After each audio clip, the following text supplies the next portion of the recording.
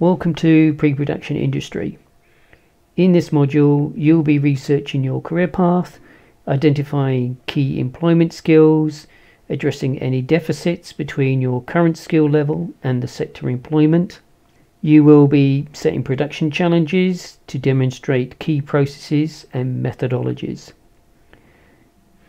You'll be looking for art tests and competitions, as these can be used to enhance your profile within the industry. You'll be asked to review your online portfolio and examine how you can expand your network. We will be looking at artwork from a wide range of sources, and we will be using this to identify metrics and standards for comparative analysis. There will be the opportunity to work collaboratively and share projects with your peers, and you'll be participating in peer review. The first sprint I'm designating the Alpha Sprint, and the idea behind this is that you work within your comfort zone. You know exactly what it is that you're producing, and you should know exactly how long it's going to take. This should enable you to schedule accurately and to hit the deadline.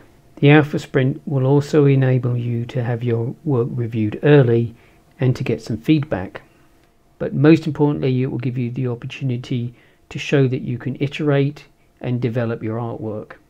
During this module, you should also be planning out what you're going to be doing for your GMP, and I will be encouraging you to present an outline proposal for the GMP. This should help you identify the techniques and methodologies that you're going to need to understand for pre-production in order to be able to complete your GMP.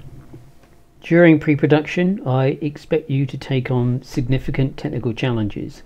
You shouldn't be afraid of failing.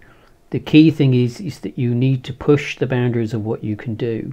Most of this will be research based, but I expect some of it will be experimental. Most of my planned direct teaching is fairly generic, and that's just inherently because I don't really know what most of you are going to be tackling. My key role is to provide a point of feedback and to help and support you. In order to provide feedback, you have to get on and do the work. You need to keep me informed in terms of what you're planning, what your progress is, and what your challenges are. And you absolutely need to keep me informed if there are problems. Do not suffer in silence. It doesn't matter what it is that you're struggling with. It should not be an obstacle to your progress.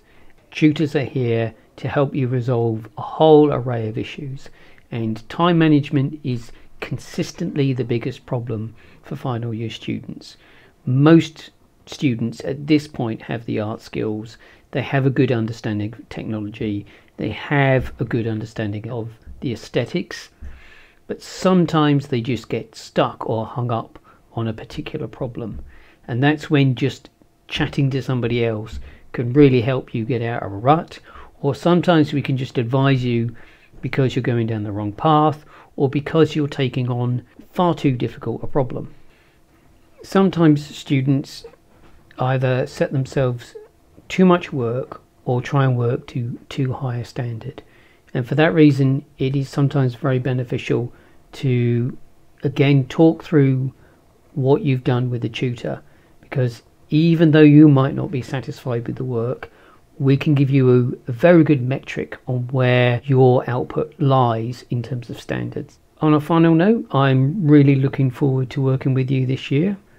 I saw some really good work last year, not just on level design, but also on the other units. So with that said, I thank you for listening, and let's make some art.